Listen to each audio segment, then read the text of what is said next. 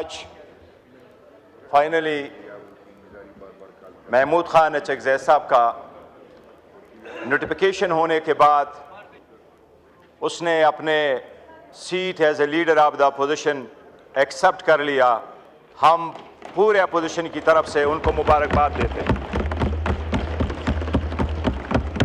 جناب اسپیکر، جمہوریت میں ایوان کے دونوں حصوں کے اپنی ایک اہمیت ہے. آئین کا تقاضا یہی ہے کہ نہ آئین مکمل ہے نہ ایوان اس وقت تک مکمل ہے جب تک لیڈر آف دا اپوزیشن نے اپنا سیٹ سنبھالا نہ ہو. میں امید کرتا ہوں کہ انشاءاللہ تعالی علامہ راجہ ناصر صاحب کا سینٹ میں بھی ہوگا. آج وہ اس گیلری میں بیٹھے ہیں، ہم ان کو بھی سلام پیش کرتے ہیں. جناب اسپیکر، محمود خان اچکزئی صاحب صرف اپنی پارٹی کے رہبر رہنما نہیں ہیں، وہ کوئٹہ سے اپنے حلقے کی صرف ایک امینے نہیں ہے، بڑا ہم سب اپوزیشن کا ایک متفقہ لیڈر ہے. اور جب الیکشن ہوئے اور اس الیکشن میں پاکستان کے 12 کروڑ رجسٹر ووٹوں میں سے 3 کروڑ ووٹ ملے، 6 کروڑ ووٹ پول ہوئے، تو اس میں سے 3 کروڑ ووٹ ہمیں ملے. آج محمود خان اچکزئی صاحب ان کی نمائندگی کر رہے ہیں اور خان صاحب کا عالم بردار ہوگا انشاءاللہ تعالی. کل پرائیویٹ ممبرز ڈے ہے. ہم صرف اس لیے کراچی سے بھاگ کے آئے، یہ ہاؤس ہمیں پیارا ہے. یہ ہاؤس پاکستان کی وقار اور عزت کا ہاؤس ہے. اس عزت کی خاطر، اس کو احترام کی خاطر اس ہاؤس نے فیصلہ کیا ہے مجھے یہاں حزب اختلاف کا لیڈر چنا ہے. علامہ صاحب کا ابھی تک نوٹیفیکیشن نہیں ہوا. اگر آپ کی اجازت ہو ہم آئے، آپ کو احترام پیش کیا. کل پرائیویٹ ممبر ڈے ہیں، کچھ ساتھی نہیں آئے ہوں گے. آپ کو یہ وعدہ تحریک تحفظ آئین پاکستان سارے ملک کے ساتھ یہ وعدہ کرتی ہے، اگر یہ ہاؤس، اس ہاؤس کو آپ مضبوط کرنا چاہیں، جب بھی آپ نے اس ہاؤس کی مضبوطی کے لیے کام کیا، ہمارا آپ کو ٹھیک ہے پلوا شاہ، آپ نے بات کریں. ایک منٹ بعد چیئرمین صاحب شکریہ. وہ بھائی وہ اور طرف چلے جائیں. شکریہ چیئرمین صاحب. پلوا شاہ. چیئرمین صاحب thank you for the floor. Chairman صاحب thank you for the floor. Chairman صاحب جی آپ بات کریں.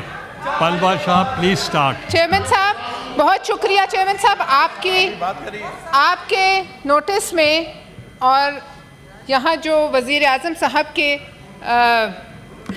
ریپریزنٹیٹیوز بیٹھے ہیں، کابینہ کے ممبران، اگر وہ بے خبر ہیں تو ان کے نوٹس میں لانے کے لیے میں ایک انسیڈنٹ بتانا چاہتی ہوں کہ سینٹ کی ایک قائمہ کمیٹی برائے کمیونیکیشن کا اجلاس ہو رہا تھا اور میں نے اس ہاؤس میں آج سے کئی ماہ پہلے سوال جمع کرائے تھے جو میرا رائٹ ہے، میرا استحقاق ہے. وہ سوال جو تھا اس کا جواب روٹا ڈے پر نہیں آیا، تو میں نے پرویز رشید صاحب سے ریکویسٹ کی کہ اس کو ایجنڈا کا حصہ بنا لیا جائے. وہ سوال ایجنڈا کا حصہ بن کے کوئی 1.5-2 مہینے بعد سینٹ کی قائمہ کمیٹی برائے مواصلات میں لگا.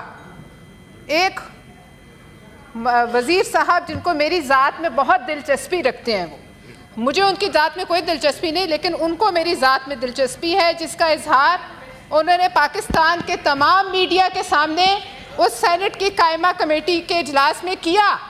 اور میرے سوال پوچھنے پر جو ہر سینیٹر کا حق ہے، انہوں نے جو گندی زبان استعمال کی پورے پاکستان نے دیکھی.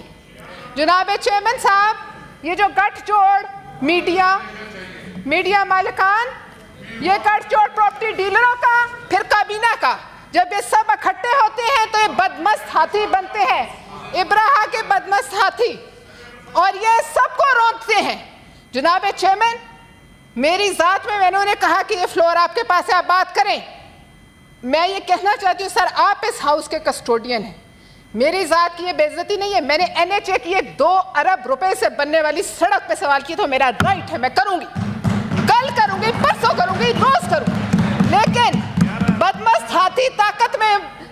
کابینہ کا جو یہاں سجا لیتے ہیں بیچ، پھر وہ سمجھتے ہیں کہ وہ سب پر چڑھ دوڑیں گے. کیوں؟ سر میں آپ سے سوال کرتی ہوں، آپ ہمارے کسٹوڈین ہیں، ہماری عزتیں آپ کے ہاتھ ہیں. یہ میری ذات کا سوال نہیں ہے، یہ اس کرسی کا سوال ہے جس پہ میں بیٹھی ہوں. کیا عزت ہے ایک سینیٹر کی اگر وہ سوال نہیں کر سکتا؟ ایک قائمہ کمیٹی جو ایکسٹینشن ہے اس ہاؤس کی، اس میں ایک آدمی ایک عورت کو عورت سمجھتے ہوئے اس کی ذات پہ بات کرتا ہے. تو میں یہ بتانا چاہتی ہوں کہ میری ذات سے منسلک جو لوگ ہیں، جس دن وہ بولے تو یہ سب کھل جائے گا کہ تم کہاں کہاں انٹرویو دیتے رہے ہو، کس کس کی پیٹھ میں تم خنجر کھوپتے رہے.